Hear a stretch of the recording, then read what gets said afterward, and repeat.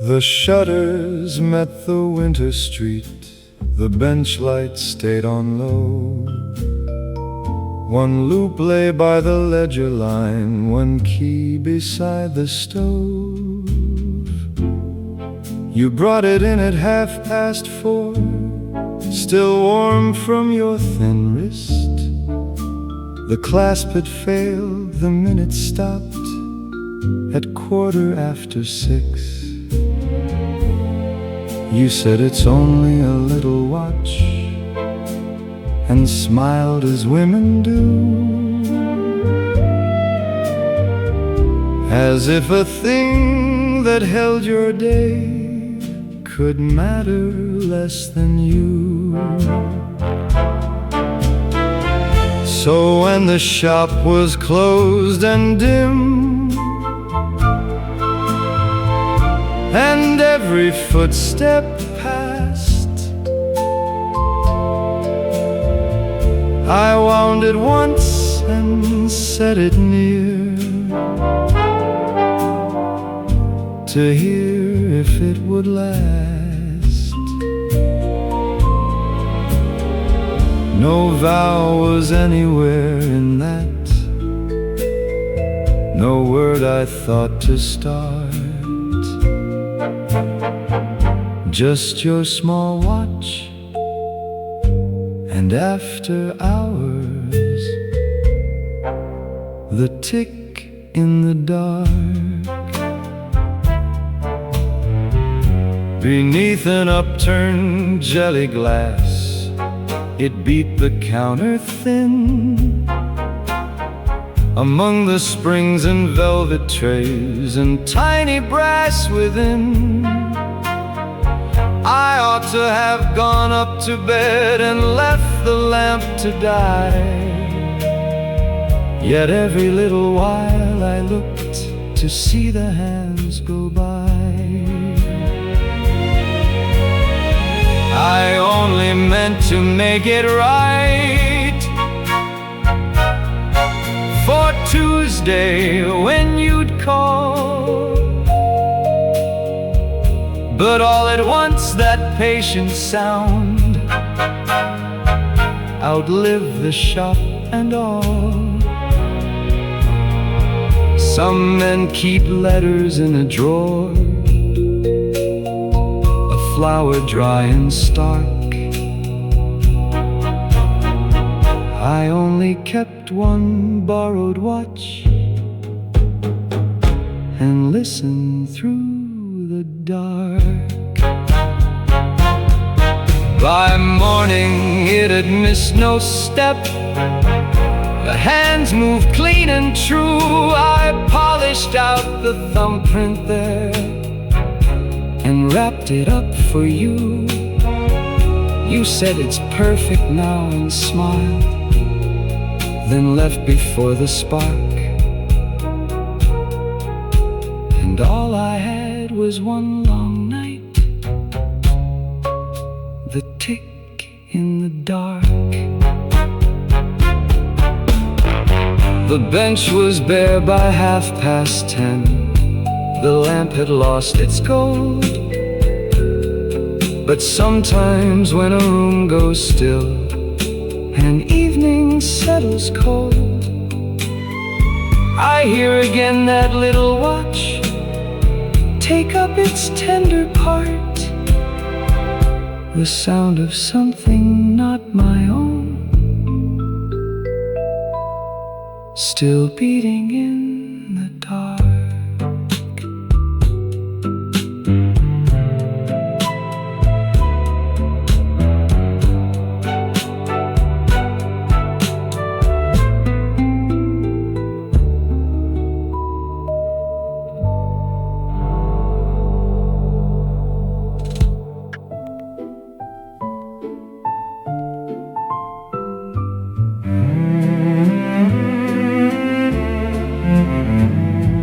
The fitting rooms were full of wool, of hangers, pins, and thread, and September moved through polished glass in squares of quiet red. She stood beside the curtain stall with chalk upon her sleeve, the paper tags in little stacks, too plain to make believe. A salesgirl crossed with hatbox cord, a bell rang lingerie. The elevator swallowed voices and carried them away. An old seamstress from the workroom came, her purse held with both hands. She had mended coats for 30 years and never bought that brand. The gray one fit her shoulders well, but when she faced the glass, the mirror caught the ceiling more than any life that passed. She did not say, "Stand straighter, dear," or smooth the woman's pride. She only touched the outer frame and turned one panel wide. The looking glass came lower than past lamps and painted trim, until it found the careful face above the collar's rim. The old one laughed beneath her breath, a sound half shy, half new. She touched the pocket with one finger, as if the cloth were true. No ribbon marked the moment there, no clerk looked up to see. A woman used to making clothes was shown what she could be. Some labor keeps behind the seam, behind the steam and shears. It hems the sleeves for other arms and disappears for years. But now and then a steady hand will change the angle small and let the one who served the room stand right inside it all. Turn the mirror down, let the face come through. Let the glass remember her as kindly as it knew. Turn the mirror down, not praise, not grand display, only a little dignity brought closer for the day. Turn the mirror down till the coat sits right, till the woman in the workroom gray can meet herself in light. Turn the mirror down, one quiet panel moved, and all the store grew gentler there for what the glass had proved. The tags were filed, the pins were closed, the curtains lost their sound,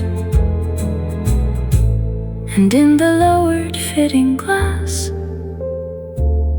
her smile stayed looking round.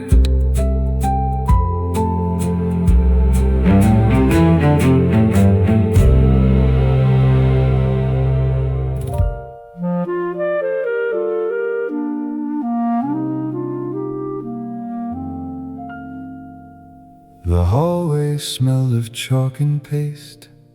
The bell had just rung through, and in the nurse's little room, the basin held the blue.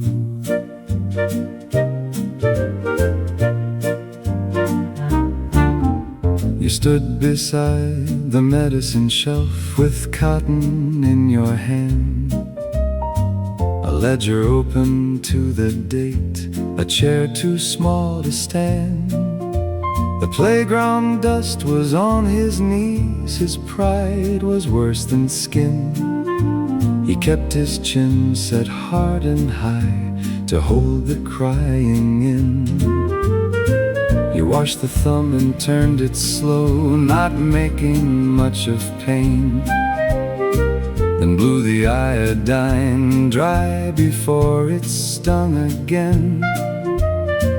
A ruler tapped beyond the wall, the class began to add, and all at once that quiet room seemed kinder than it had.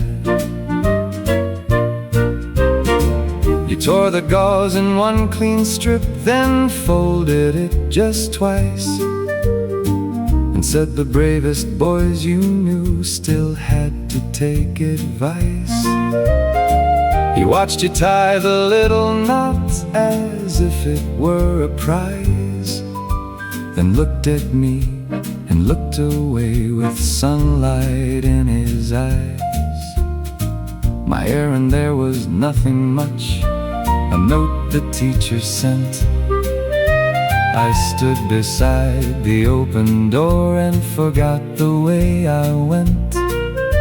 You wrote his name beneath the line, then gave his sleeve a brush, and sent him back with both hands whole inside the morning hush. The bandage on the thumb, wide against the school day sun, was only meant to hold a hurt till arithmetic was done. The bandage on the thumb, I watched your fingers stay, and learned how softly care can speak when pride is in the way. No one would call it tenderness, a basin, gauze and chair, a boy who fell beside the swings, a nurse with pinned up hair. Yet some small mercies keep their place long after bells have gone. The hand that does not shame the wound, but helps the child move on. The bandage on the thumb, neat beneath his cuff of blue, held more than cotton, tape and thread, because it came from you.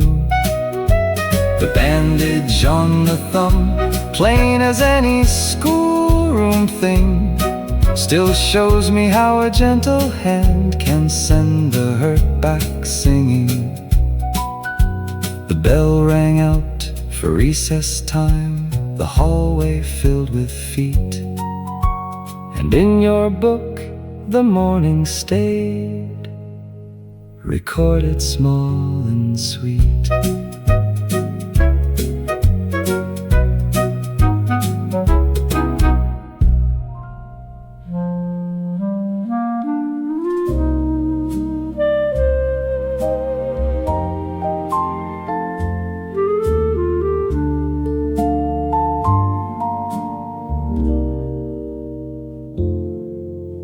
Twilight clung to window glass, the floorboards held the blue.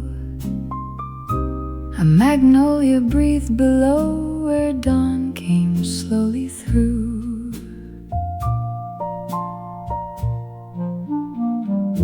The canvas waited pale and still, the jars were lined in gray. My silhouette beside the pane looked softer with the day. No phonograph, no footstep yet, no word had touched the air. Only the brush, the folded rag, and morning gathering there. The petal in the water lay white with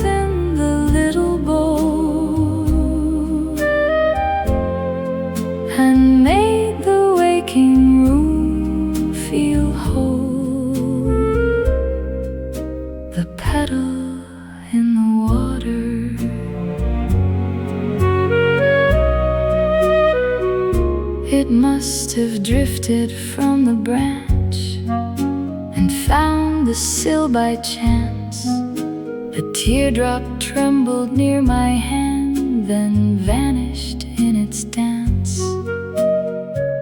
I watched it turn once in the light, so quiet, faint and slow, as if the day had placed a bloom exactly where to go.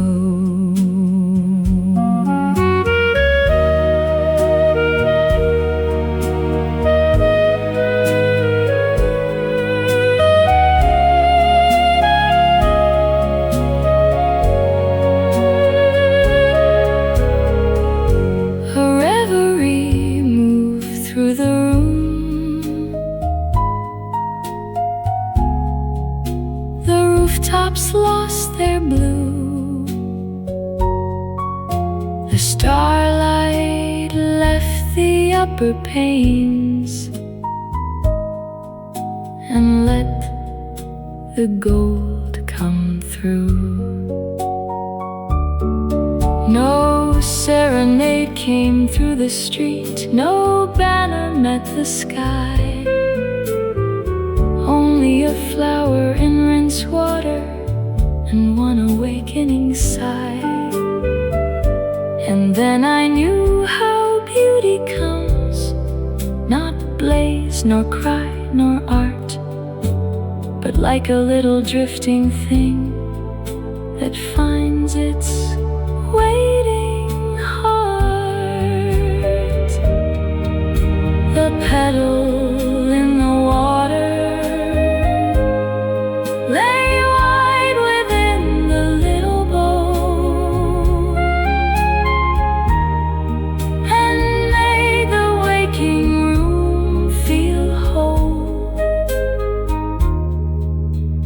petal in the water.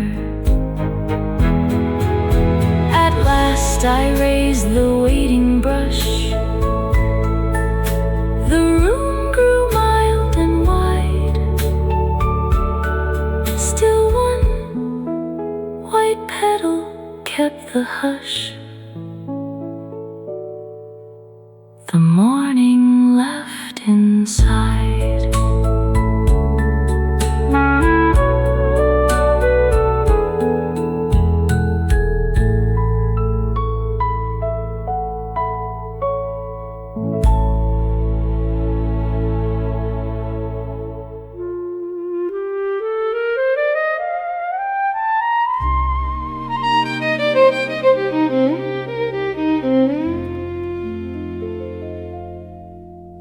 The back steps wore a skin of ice. The alley had no sound, and January held the rail with black soot frozen round.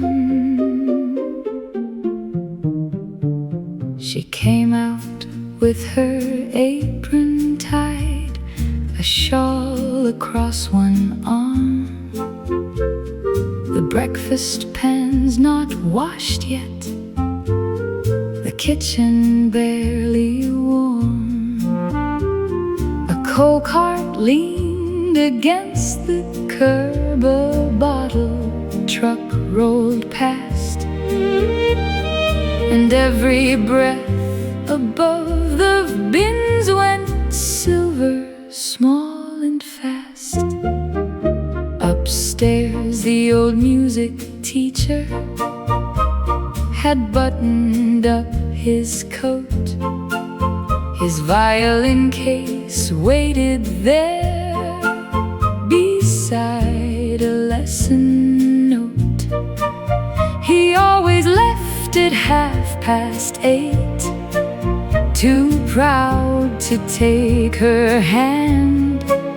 So she looked once toward the stair and reached beside the stand. Salt the steps thin, salt the steps thin, not enough to show as mercy, just enough to let him in.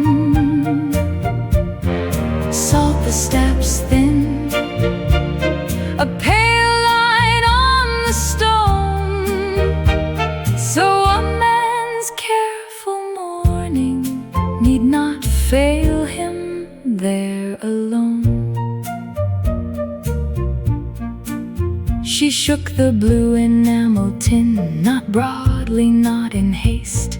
The grains fell bright along the edge, where one wrong foot might place. The latch clicked twice above her head. His cane tip touched the door. She stepped aside behind the bins and let him cross the floor. He paused upon the salted tread, then shifted slow and light. The violin beneath his arm stayed polished brown and right. He never knew the ice had planned a sharper kind of fall. He only reached the alley gate and straightened thin and tall. Some harm is stopped so quietly, it never earns a name. A slip that does not happen leaves no story wound or blame.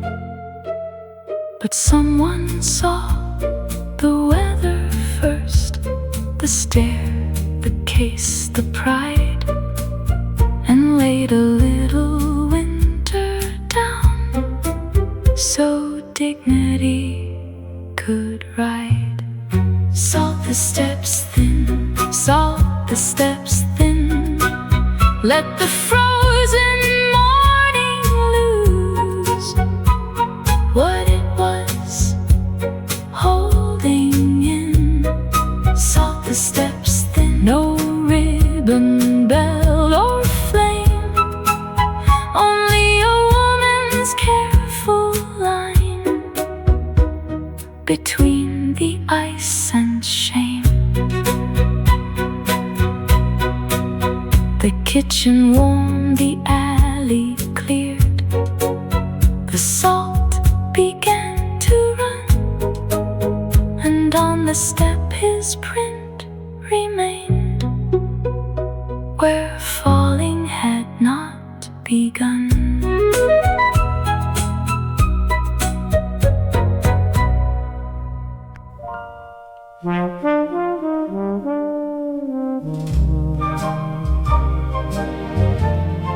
The presses had not thundered yet.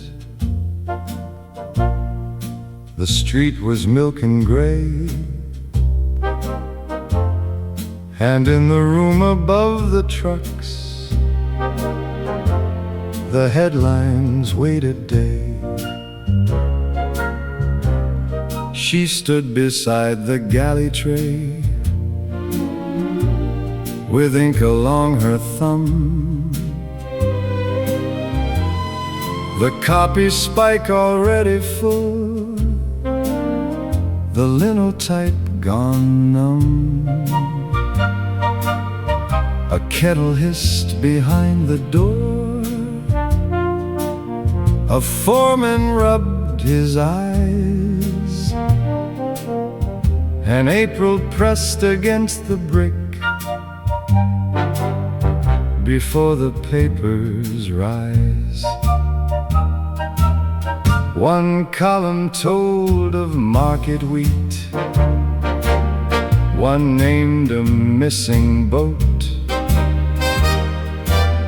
one carried birth and weather there in narrow lines of notes. She bent above the proof sheet then, not hurried, not severe, and found one wrong small letter where a widow's name stood clear. One red proof mark curved around the wrong, small enough to vanish when the morning moved along. One red proof mark, no trumpet and no flame, a careful hand that kept a sorrow with its name. The page boy brought another stack. The night desk called for space. A clock above the pasteboard wall kept powder on its face. She crossed the letter cleanly once, then wrote the right one in, as if the dead deserved at least the dignity of print. The roller stirred below the floor. The whole room seemed to lean. The corrected slug was lifted out and set back into scene. No one thanked her for the change. No one paused to see. But in that line a life went out, as true as it could be. Some work is done before the town has washed its window glass, before the hats and breakfast rolls, before the milk carts pass. And some mistakes are small to all, except the ones who know. A letter wrong, a name unheld, a grief not fit to go. One red proof mark, bright beneath the lamp, held the paper back a breath before the plates were stamped. One red proof mark, plain as work can seem, yet all the city woke to news made kinder than a dream. At 6 the trucks went coughing out. The floor began to shake, and on her thumb the red remained long after daybreak.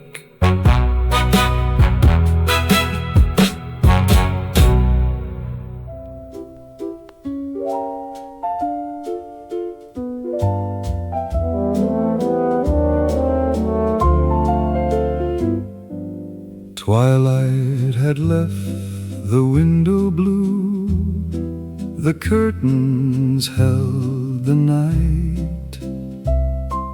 A phonograph began to sigh in little threads of light. The dishes dried beside the sink, the towels hung in rows. Your apron slept upon its hook when the fire leaned low. The velvet chair stood half aside, the rug lay warm and red. You crossed the room in slippered grace and smiled at what I said when the fire leaned low. We found one waltz the day had spared, and all the quiet room was shared when the fire leaned low.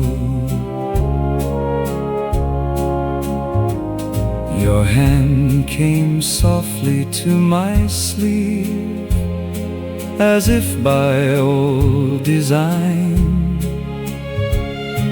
The mantel clock forgot its part when your step fell into mine.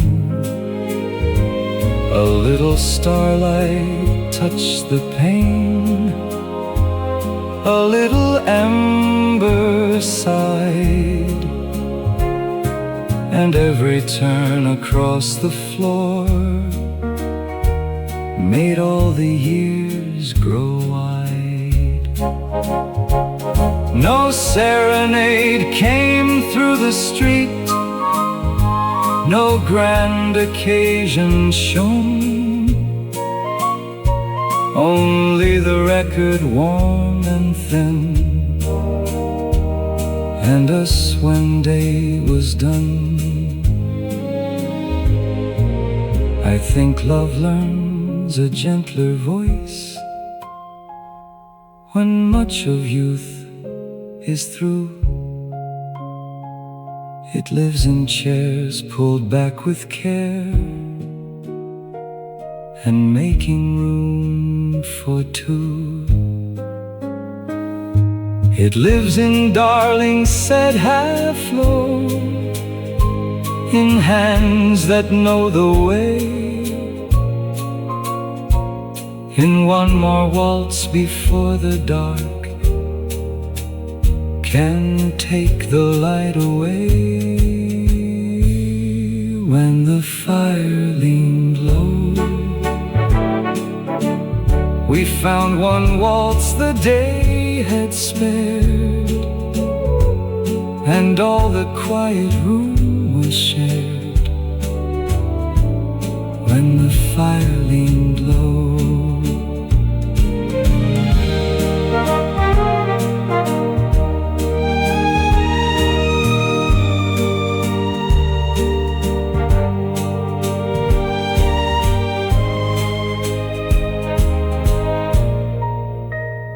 the phonograph grew faint and small,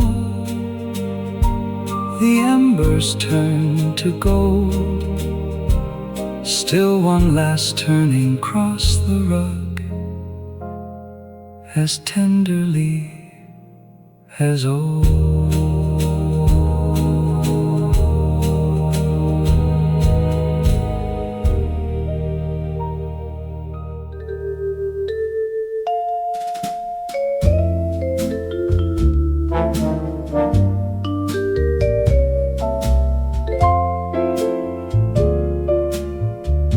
The shop was long and smelled of hide.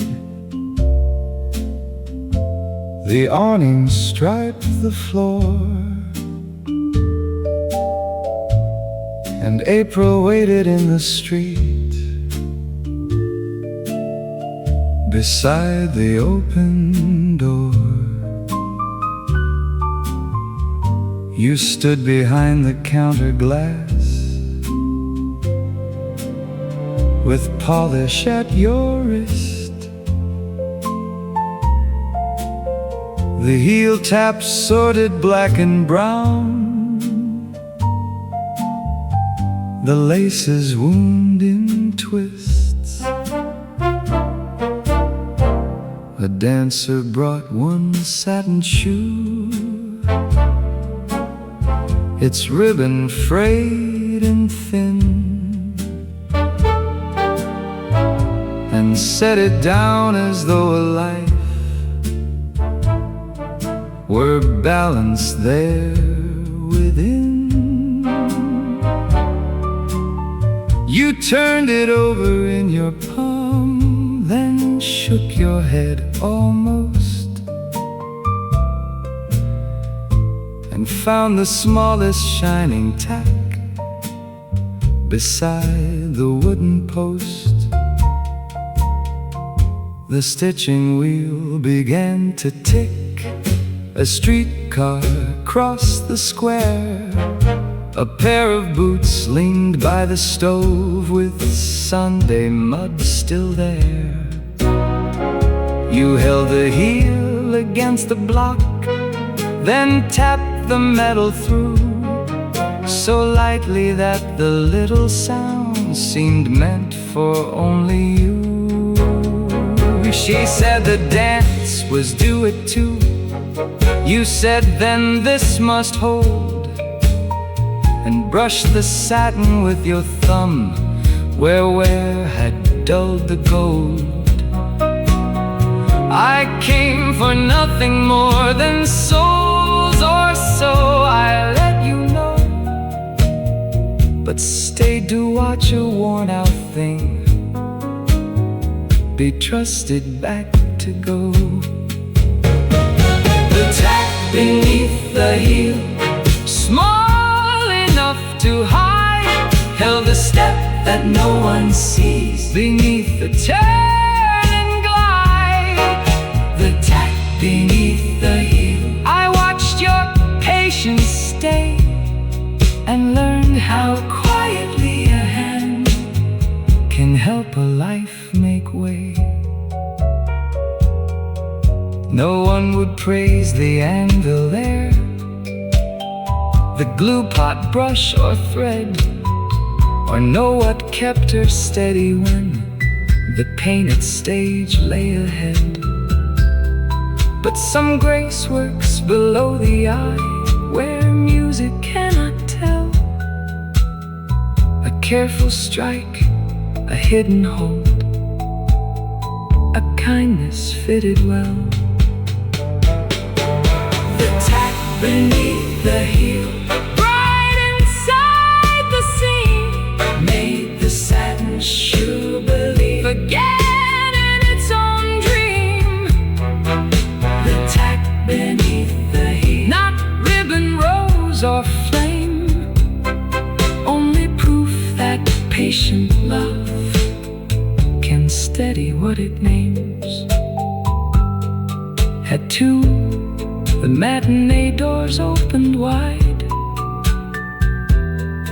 The square went warm and still, and somewhere past the shop front glass, that hidden tack held.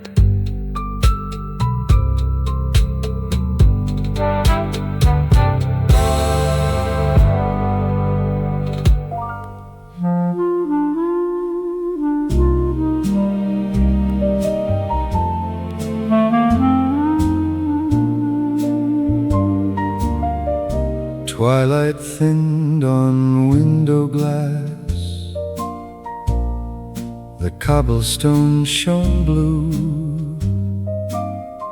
A little bell gave one soft sigh and pulled the dark streets through.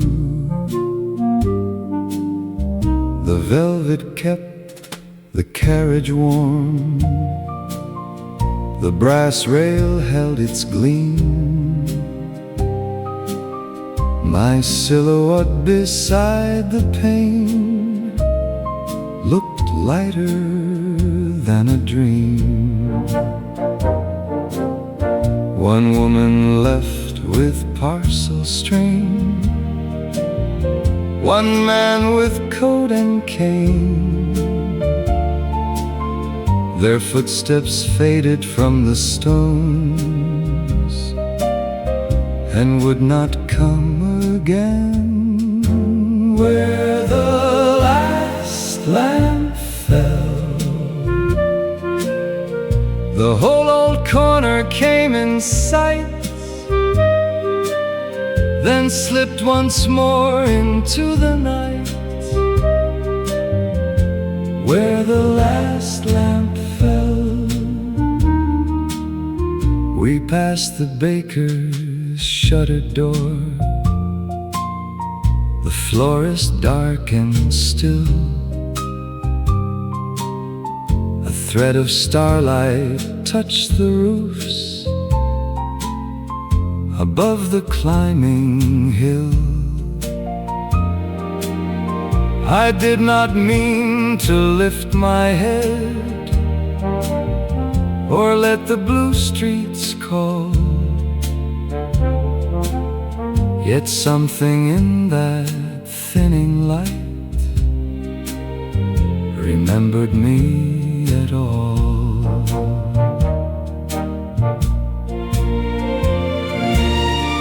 The window kept a little star, the wires gave back a sigh. A hush of reverie rode near, then drifted slowly by. No serenade came through the square, No voice spoke out my name, only the bell, the rails, the dark, the city just the same. And yet I think some evenings hold a tenderness too well, the way a whole lost world returns, where one last lamp once fell. Where the last lamp fell, the whole old corner came in sight, then slipped once more into the night. Where the last lamp fell. The tram moved on through sleeping blocks. The lamps grew faint and small. Still one last patch of silver stayed, where night had touched the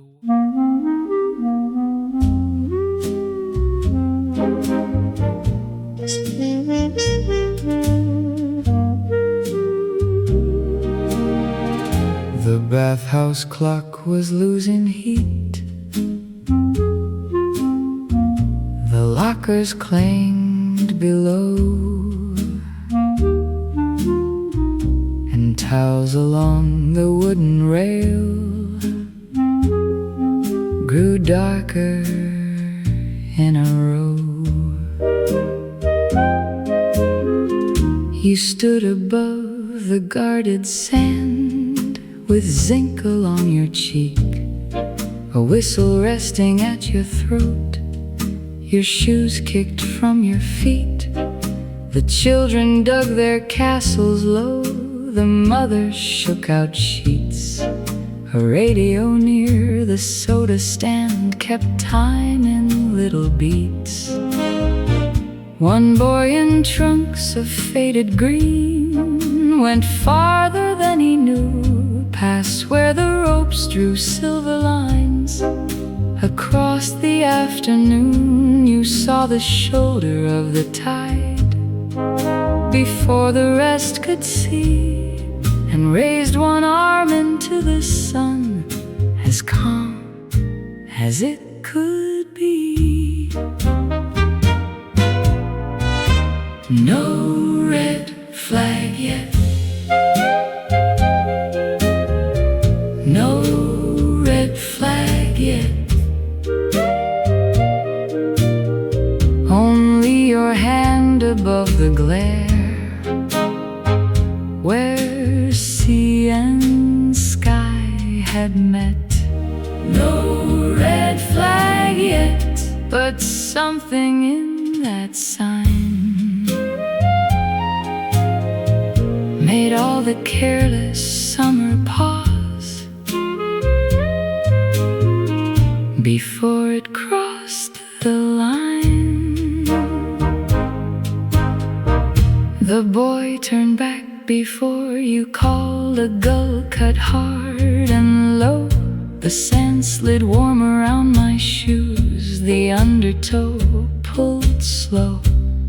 You marked the hour in the book, then folded down the page, as if a life might pass through danger without learning its age. His father laughed and waved him in, too late to understand. You only watched the water once and brushed salt from your hand. I came to ask the closing time, or said that was my aim, but stayed beside the guard stand steps and could not leave the same. There are warnings never sounded, there are rescues no one names, a breath withheld, a glance made early, a hand that measures waves, and there are hearts that owe the day to something small and plain. Not thunder, not a shout, added word but care, arriving sane. No red flag yet. No red flag yet. The folded cloth beside your chair had not been needed yet.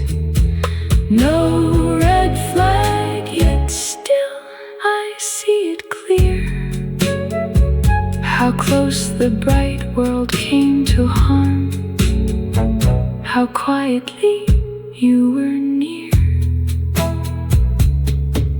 The beach lamps woke along the walk, the last bell thinned away, and by the logbook, clean and red, the folded warning stayed.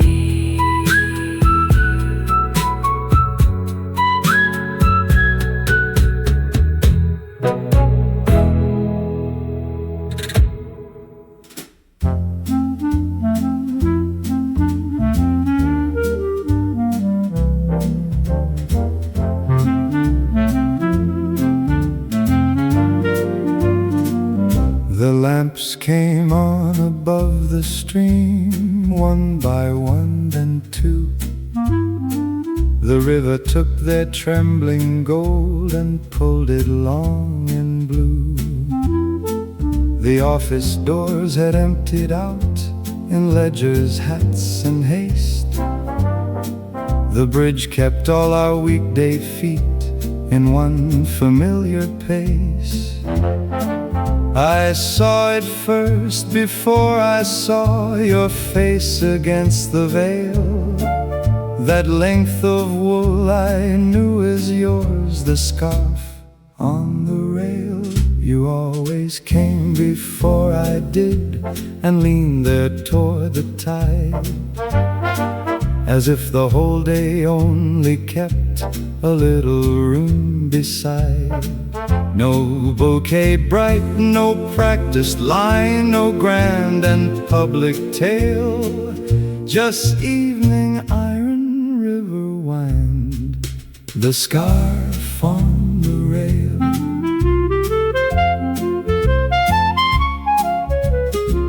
You'd looped it through the blackened bars to free your hands from cold.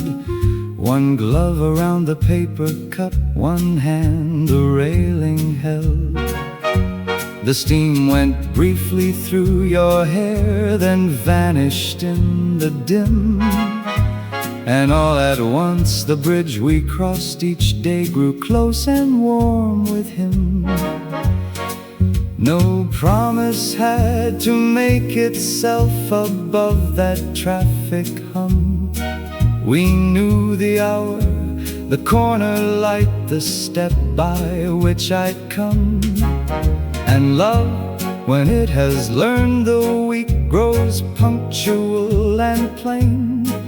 It hangs its little banner first against the dark and rain.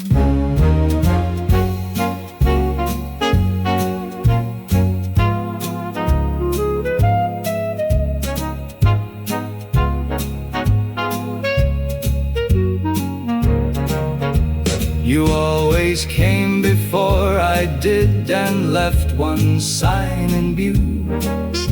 So even from the farthest end, the bridge was already you.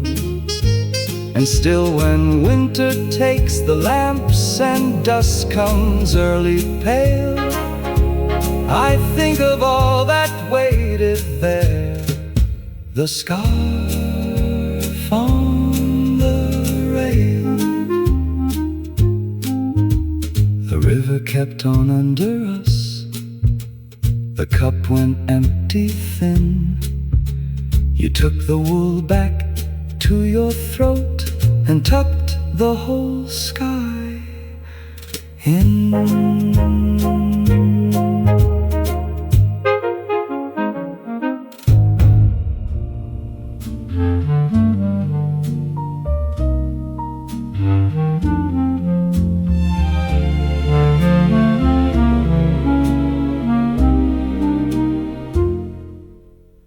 The Sunday lamps were brushed with gold.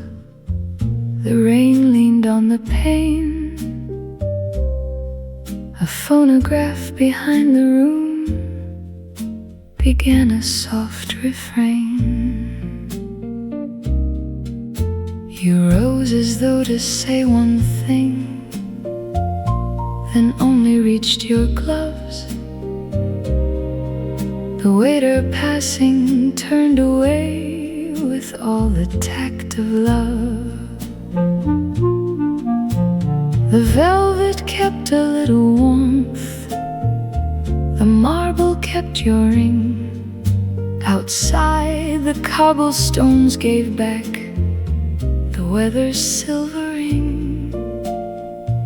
And where your shoulder brushed the chair, the fabric seemed to know how long a room can hold a hush before it lets it go. The chair by the pane still kept the shape of where you were, and made the whole gray hour defer. The chair by the pane.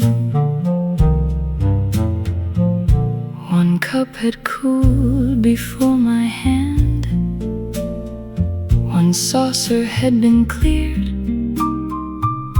Your darling still was in the air, though you no longer were here. A pale silhouette crossed the glass, then blurred and thinned in rain, and all the brass and smoke in dusk drew inward with your name. I touched the chair you'd left askew. It answered not with heat, but with that strange and tender chill of something incomplete. No grand serenade marked the door, no teardrops sought the light. You only looked as if to stay, then folded into night.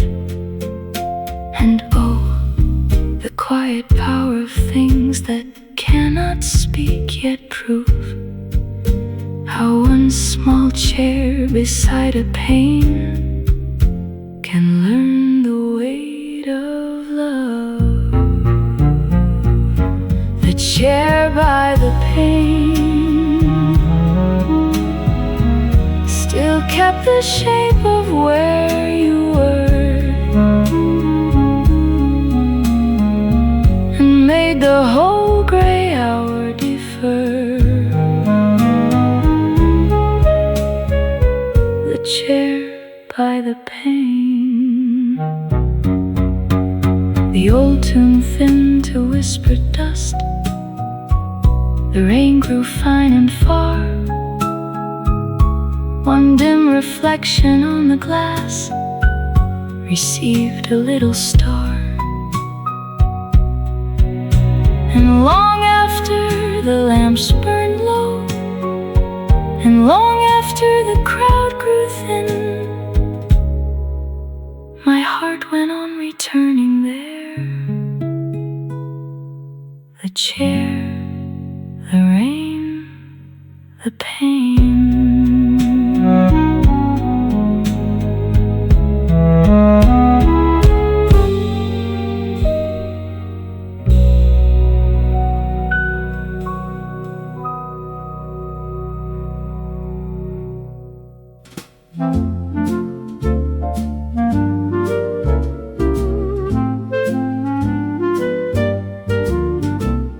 The pole outside has not yet turned, the street is barely blue. A milkman's wheels go soft and far, the awning drips with dew. He lifts the blinds a careful inch, sets combs in silver rows. then tests the kettle by the sink, the way a good hand knows. The cracked mug waits beside the brush, the razor strap hangs still. A calendar girl smiles from May, though March leans on the sill. He folds one towel warm and square and lays it by the chair, as if the man who has not come were already sitting there. Warm towel morning, steam in the glass and light along the floor. Some men keep a town from aging by opening one small door. Warm towel morning, nothing grand and nothing new, only the grace of being ready for someone passing through. At 8 the bell gives half a ring. Old Mr. Bell comes in, his collar buttoned wrong again, a week of weather on his chin. The barber turns the padded chair, not fast, not slow, but kind, and tucks the linen at his throat like peace one has to bind.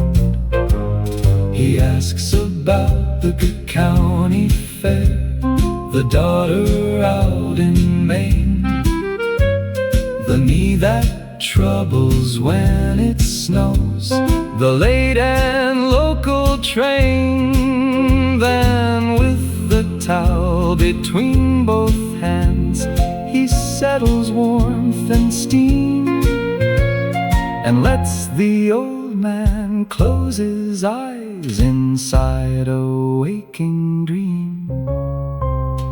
Warm towel morning,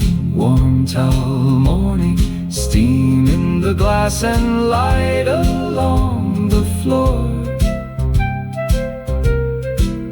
Some men keep a town from aging by opening one small door. Warm towel morning,